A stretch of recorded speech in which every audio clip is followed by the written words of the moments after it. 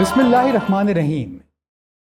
میں صوفی ہوں سرمستہ، میرا کون پچھانے رستہ۔ یعنی میں ذکر کی مستی میں سرشار ایک صوفی ہوں، کون ہے جسے میرے راستے کی خبر ہے، اور راستہ بھی ایسا کہ بقول سلطان باہو کے عقل فکر دی جا نہ کوئی، جتھے سر وحدت سبحانی ہو، کہ جہاں عقل اور فکر کی کوئی جگہ نہیں ہے اور جہاں راز وحدت سبحانی ہوتا ہے، نہ ات ملا پنڈت جوشی، نہ ات علم قرآنی ہو، کہ نہ وہاں ملا پنڈت جوتشی یا کسی عالم کا کام ہے، اور نہ ہی کسی مقدس یا کتابی علم کا وہاں کوئی کام ہوتا ہے۔ جتھے احمد احد دکھائی دتا تا کل ہوئے فانی ہو، کہ جہاں احمد احد بن جاتا ہے، یعنی احمد کا میم ختم ہو جاتا ہے اور وہ احد بن جاتا ہے، تو سمجھو سب فانی ہو گیا ہے۔ معزز ناظرین، صوفیزم، صوفی ٹیچنگز اور وزڈم کی اس سیریز کے پہلے سیشن میں آپ کو خوش آمدید پیش کرتا ہوں۔ ناظرین، آج ہم راہ تصوف پر چلیں گے، جو ایک ایسی راہ ہے جہاں الفاظ خاموش ہو جاتے ہیں اور سکوت بولتا ہے، حکمت اور معرفت کے راز کھولتا ہے۔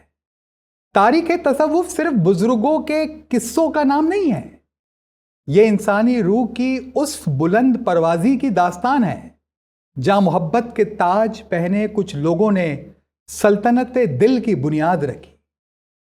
یہ صوفی ہستیاں صرف ماضی کا حصہ نہیں، بلکہ ان کی سوچ آج بھی ہمیں راستہ دکھاتی ہے۔ ان کے کلام میں موجود تعلیمات ہمارے لیے کسی روشنی کے مینار سے کم نہیں ہیں۔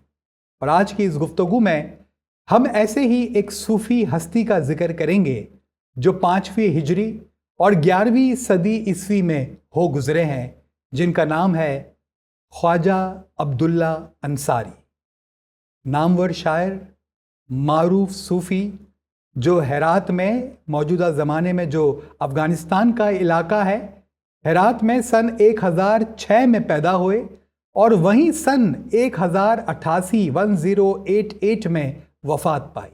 اتفاق سے آپ کی تاریخ وفات وہی ہے جو نامور اسماعیلی دائی حکیم ناصر خسرو رحمۃ اللہ علیہ کی تاریخ وفات بھی ہے۔ ناظرین، جو کتابیں آپ نے تحریر کی ان میں عربی اور فارسی دونوں زبانوں میں کئی اہم کتابیں شامل ہیں، جن میں منازل السائرین، جسے تصوف کی درسی کتاب کا درجہ حاصل ہے، اس کے علاوہ سیر و سلوک، انوار التحقیق، مناجات نامہ، کشف الاسرار یعنی دا انویلنگ آف دا سیکرٹس، صد میدان، یہ وہ کتابیں ہیں جو خاص طور پر صوفی تعلیمات میں خاص اہمیت رکھتی ہے۔ ناظرین، خواجہ عبداللہ انصاری سے متعلق ایک خاص بات یہ بھی بیان کی جاتی ہے کہ آپ براہ راست رسول صلی اللہ علیہ وآلہ وسلم کے ایک صحابی حضرت ابو ایوب انصاری کی اولاد میں سے ہیں۔ ابو ایوب انصاری آپ جانتے ہیں کہ اسلامی تاریخ میں ایک اہم نام ہے جو کہ عالم اسلام میں میزبان رسول کے نام سے مشہور ہے۔ رسول صلی اللہ علیہ وآلہ وسلم ہجرت مدینہ کے بعد سب سے پہلے حضرت ابو ایوب انصاری کے گھر مہمان بنتے ہیں، اور یوں انہیں اسلام کے پہلے میزبان رسول کا خطاب حاصل ہوتا ہے۔ ناظرین، سب سے پہلے ہم خواجہ انصاری کے ان دلی جذبات اور خیالات کو دیکھتے ہیں جو وہ خاتم النبیین حضرت نبی محمد مصطفیٰ صلی اللہ علیہ وآلہ وسلم اور امیر المومنین حضرت مولا مرتضیٰ علیہ السلام کی تعریف اور توصیف میں بیان فرماتے ہیں۔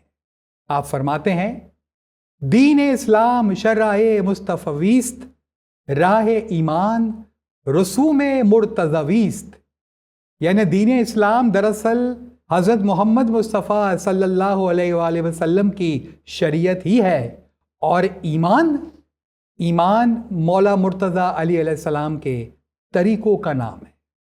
آپ فرماتے ہیں کہ صد اسلام مصطفیٰ بھی نہاد گشت ایمان از مرتضی باد، یعنی اسلام کی بنیاد تو حضرت محمد مصطفیٰ صلی اللہ علیہ وآلہ وسلم نے رکھی، لیکن ایمان مولا مرتضیٰ علیہ السلام سے آباد ہوا ہے۔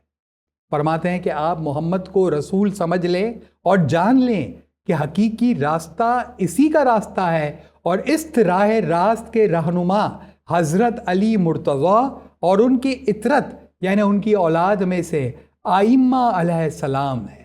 ناظرین، خواجہ انصاری کی شاعری سے ہمیں یہ بھی علم ہوتا ہے کہ آپ دنیا کی طلب یا آخرت کی طلب سے زیادہ اپنے مولا کی طلب یعنی اپنے محبوب مرشد کامل کی طلب پر زیادہ زور دیتے ہیں۔ یہ شعر ملاحظہ کرتے ہیں: دنیا طلبہ تو در جہاں رنجوری، عقبہ طلبہ تو از حقیقت دوری۔ یعنی دنیا طلب جو کرتا ہے اسے دنیا میں دکھ اور رنج ہی ہاتھ آتے ہیں، اور عاقبت طلب کرنے والا بھی حقیقت سے دور ہوتا ہے۔ فرماتے ہیں کہ مولا طلبہ یعنی جو مولا کی طلب کرنے والے جو لوگ ہوتے ہیں، جو مولا کی فکر کرتے ہیں، دونوں جہاں میں فتح یابی اور کامیابی حاصل کرتے ہیں۔ ناظرین، جس طرح ہمارے گنانوں میں پیروں نے روحانی تلاش کے سفر کی حقیقت کو سمجھنے اور سمجھانے کے لیے سخی اور ساتھی جیسے الفاظ کا استعمال کیا ہے، اسی طرح خواجہ انصاری انفرادی روشنی کے سفر میں ایک دوست کا ذکر کرتے، فرماتے کہ خدا کے سچے دوستوں اور عاشقوں پر نیند حرام ہے۔ دوست تو وہ ہوتا ہے جو ہمیشہ بیدار ہوتا ہے۔ دوستوں پر نیند حرام ہے دنیا میں اپنے محبوب کے جدائی کے غم میں، اور آخرت میں وصال کی خوشی میں ان پر نیند واجب نہیں ہے۔ ہمیں گنان کے وہ الفاظ بھی یاد آتے ہیں کہ جب ہمارے پیروں نے مومنین کی کچھ ایسی ہی کیفیت کو جو اپنے محبوب کے جدائی کے اندر ہے، فرماتے ہیں پیر کہ جی تجھ بنا ہم کو نیند نہ آوے، نہ بھاوے ان نہ پانی ہو سامی جی، کہ اے مولا آپ کے بغیر، آپ کے بنا ہمیں نیند نہیں آتی ہے، نہ کھانا اچھا لگتا ہے نہ پانی اچھا لگتا ہے۔ اور فرماتے ہیں کہ جینے ردھے سچو شاہ وسے تاکو ان نہ بھاوے، جینے ردھے اپنوں گر وسے تاکو نندرا نہ آوے، کہ جس کے دل میں سچا مولا سچا مرشد بستا ہے اس کو نہ کھانا اچھا لگتا ہے نہ اس کو نیند پیاری ہوتی ہے۔ خواجہ انصاری کہتے ہیں کہ ایک دل ہے اور ایک دوست ہے، محبوب ہے۔ دل چلا گیا تو دوست بھی چلا گیا، نہیں معلوم کہ اب دوڑوں کس کے پیچھے، دل کے پیچھے جاؤں یا پہلے دوست کے پیچھے جاؤں۔ ایک آواز آئی اور کہنے لگی کہ دوست کے پیچھے چل، اس کی طرف دوڑ لگا، کیونکہ عاشق کو دل چاہیے تاکہ وصال ہو سکے دوست کے ساتھ۔ اگر دوست نہ ہو تو دل کا کیا کام۔ صوفی دنیا میں اس دوست کو یعنی محبوب کو بڑی اہمیت دی جاتی ہے۔ کسی صوفی کا کیا خوب کہنا ہے کہ میں ایک ہی وقت میں خدا اور دوست دونوں کو ڈھونڈنے نکلا، میں ایک ہی وقت میں خدا اور دوست دونوں کو ڈھونڈنے نکلا، سوچا کہ پہلے خدا مل جائے گا تو ساتھ مل کر دوست کو ڈھونڈیں گے، لیکن ہوا یہ کہ پہلے دوست مل گیا، پہلے محبوب مل گیا، اور پھر مجھے خدا کو ڈھونڈنے کی ضرورت باقی ہی نہیں۔ ذکر اور عبادت، رات کی بندگی، یہ بھی خواجہ انصاری کی مناجات کے اہم موضوع رہے۔ آپ فرماتے ہیں کہ گر تو خواہی درد و عالم زندگی، بندگی کن بندگی کن بندگی، یعنی اگر تو دونوں جہاں میں کامیابی چاہتا ہے یا تو یہ چاہتا ہے کہ دونوں جہاں میں تو زندہ رہے، تو پھر بندگی کر، بندگی کر، اپنے مالک کی بندگی کر۔ ناظرین، یہاں مولانا رومی سے منسوب مجھے وہ شعر بھی یاد آتا ہے کہ آپ فرماتے ہیں کہ زندگی آمد برائے بندگی، زندگی بے بندگی شرمندگی، یعنی زندگی کا مقصد خدا کی بندگی ہی ہے۔ قرآن پاک کی سورۃ الزاریات کی وہ آیت کہ جس میں اللہ تعالیٰ فرماتے ہیں کہ وما خلقت الجن والانس الا لیعبدون، اور ہم نے جنوں اور انسانوں دونوں کو نہیں بھیجا، پیدا نہیں کیا سوائے اس کے کہ وہ میری عبادت کرے۔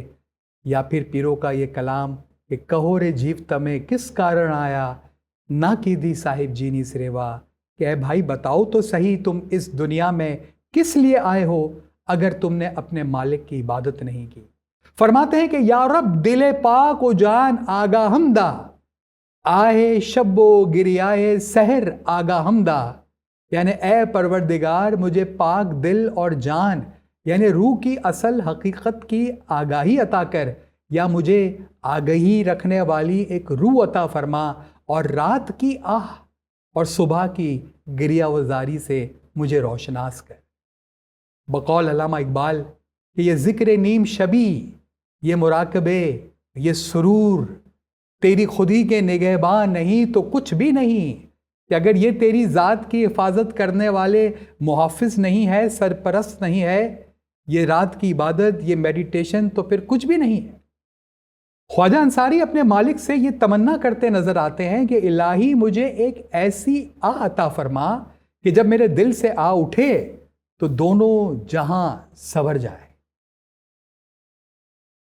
آپ آدھی رات کی عبادت اور اس کی روحانی فوائد کا ذکر کرتے ہوئے فرماتے ہیں کہ رات کو جاگا کرو، کیونکہ عاشقین، خدا کے عاشق رات کو اپنے رب سے راز و نیاز کی باتیں کرتے ہیں اور دوست اور محبوب کے اعلیٰ دروازے کے گرد پرواز کرتے ہیں۔ رات کا وقت یوں تو ہر دروازہ بند ہو جاتا ہے سوائے دوست کے دروازے کے، کیونکہ دوست کا دروازہ شب بیدار عاشقوں کے واسطے ہمیشہ کھلا رہتا ہے۔ کلام مولا کا وہ پارٹ بھی بڑا اہم ہے کہ آپ فرماتے ہیں کہ معراج رسول بھی رات میں پایا، عاشق وصل پاوے معشوق، جو تو ساچا عاشق ہے تو رین بندگی سے مت چوک۔ خواجہ انصاری فرماتے ہیں کہ الہی اگر خامم پختہ ام کن، وہ اگر پختہ ام سوختہ ام کن، یعنی الہی اگر میں خام ہوں، رو ہوں، ناپختہ ہوں، کچا ہوں تو مجھے پختہ کر دے، مجھے میچور کر دے، اور اگر میں پختہ ہوں تو مجھے سوختہ کر دے، یعنی مجھے عشق کی آگ میں جلا دے، مجھے عشق کی آگ میں بھسم کر دے۔ مولانا رومی کا بھی ایک انداز ہمیں کچھ اسی طرح سے نظر آتا ہے۔ فرماتے ہیں کہ حاصل عمر سے سخن بیش نیست، کہ میری عمر کا حاصل بس یہ تین چیزیں رہی کہ خام بدم، پختہ شدم، سوختم، یعنی میں پہلے خام تھا، کچا تھا، رو تھا، پھر پختہ ہوا، میچور ہوا، اور پھر عشق کی آگ میں جل گیا۔ ذکر کی تعریف میں خواجہ انصاری فرماتے ہیں کہ الہی ذکر تو میرا دین است، کہ اللہ تیرا ذکر ہی میرا دین ہے۔ اور فرماتے ہیں کہ ذکر صرف وہ نہیں ہے جو زباں پر آئے، بلکہ ذکر تو وہ ہے جو دل میں بس جائے۔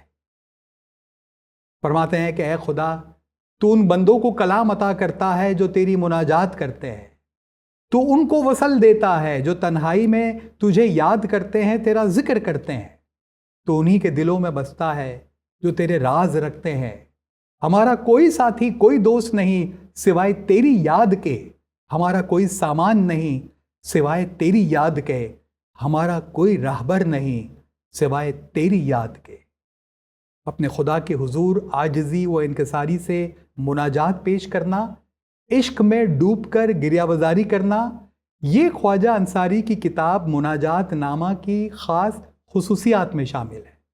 مناجات نامہ میں جہاں آپ خدا کے حضور اپنی حمد و ثنا پیش کرتے ہیں، وہیں دیدار کے لیے، نظر کرم، نگاہ کرم کے لیے، یعنی محبوب کی جانب سے رحم اور کرم کی ایک نگاہ ہو جائے اس کے لیے، اور گناہوں کی مغفرت اور معافی کے لیے بے حد فریاد اور بے انتہا گریہ وزاری کرتے نظر آتے ہیں۔ آئیے اس حوالے سے بھی چند تعلیمات کو ملاحظہ کرتے ہیں۔ اپنے محبوب الہی کے دیدار مبارک کی چاہت میں فرماتے ہیں کہ ہر کس رو امیدی، کہ ہر شخص کی کوئی نہ کوئی امید ہوتی ہے، اور اس غلام، اس خادم کی امید ہے کہ تیرا دیدار حاصل ہو جائے۔ نہ کوئی مجھے اجرت چاہیے، نہ کوئی بدلہ چاہیے، نہ مجھے کسی بہشت سے سروکار ہے، میرے لیے تو بس اے خدا تیرا دیدار ہے۔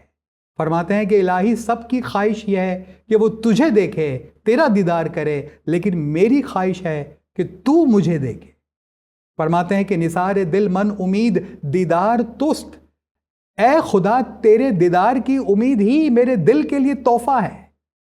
کچھ ایسا ہی انداز ہمیں گنانوں میں ملتا ہے۔ درشن دیکھیا من سنتو کیا، کہ دیدار کیا تو میرے دل کو قرار آ گیا، میرے دل کو سکون مل گیا۔ اسی طرح مرشد کامل کی جانب سے فضل و کرم کی ایک نظر کے لیے بھی گریہ کرتے ہیں. فرماتے ہیں کہ الہی اس نام کے صدقے جس سے تو پکارا جاتا ہے اور اپنی صفات کے صدقے ہم پر نظر کرم فرما. یک نظر در من، ایک نگاہ کرم مجھ پر کر تاکہ میں دونوں جہاں سے بے نیاز ہو جاؤں. یہ دعا کرتے ہیں کہ الہی اپنی نظر کرم ہم پر ہمیشہ رکھ اور ہمیں اپنے نیک بندوں میں شمار کر. ہمارے پیروں نے بھی اپنے گنانوں میں کئی مقام پر مولا کی، مالک کی، محبوب کی نظر کرم کے حوالے سے عاجزی کی ہے. ہریا سو ہریا نے سوکا بھی ہریا، جو ہوئے نظر تمہاری آجی. یعنی جو ہرے بھرے ہیں وہ اور ہرے بھرے ہو جائیں گے، لیکن جو سوکھے ہیں وہ بھی نظر کرم کی بدولت ہرے بھرے اور خوشحال ہو جائیں گے. تجھے تروٹھے نو نند جپاموں، جو ہوئے نظر تمہاری.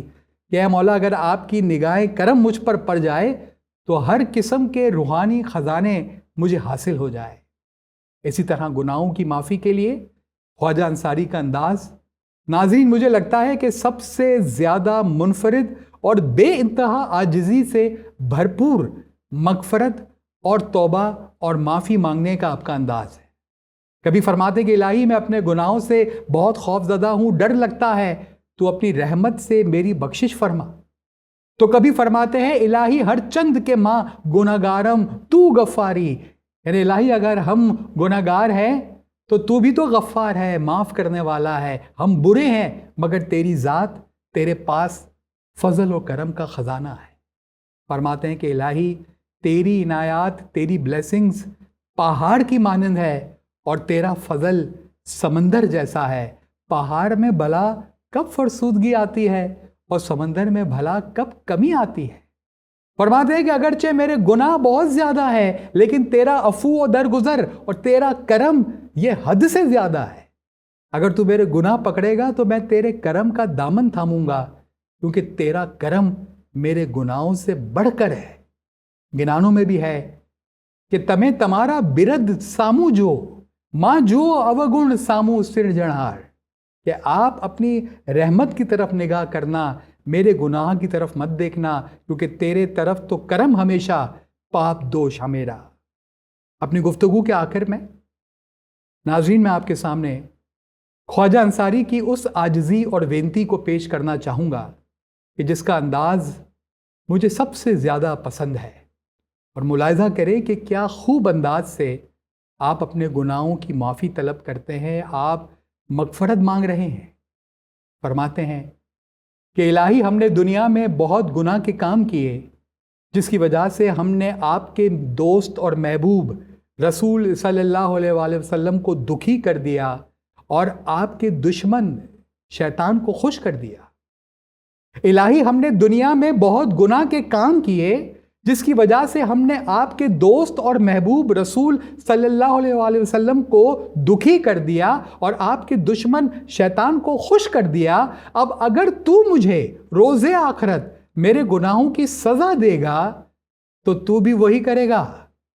یعنی ایک بار پھر آپ کا دوست اور محبوب رسول صلی اللہ علیہ وآلہ وسلم دکھی ہو جائیں گے اور آپ کا دشمن شیطان پھر خوش ہو جائے گا. فرماتے ہیں کہ الہی اپنے دوست کے دل کو 2 بار کیا دکھانا، چل معاف کر دینا.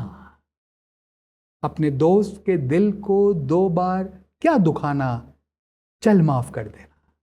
کیا انداز ہے ناظرین. غرض یہ کہ یہ صوفی خواجہ انصاری کے الفاظ میں، ان کے کلام میں ایک عاجزی، ایک سوز، ایک تڑپ موجود ہے کہ جس کو ہم اپنے الفاظ بنا کر، اپنے دل کے جذبات بنا کر، اپنے مالک حقیقی، اپنے محبوب الہی کے حضور پیش کر کے اپنے لیے مغفرت اور معرفت حاصل کر سکتے ہیں، اپنی التجا، اپنی عاجزی کو پیش کر سکتے ہیں. خواجہ انصاری کی تعلیمات کا جو لوگ مزید مطالعہ کرنا چاہتے ہیں وہ درج ذیل کتابوں سے استفادہ حاصل کر سکتے ہیں. بہت بہت شکریہ.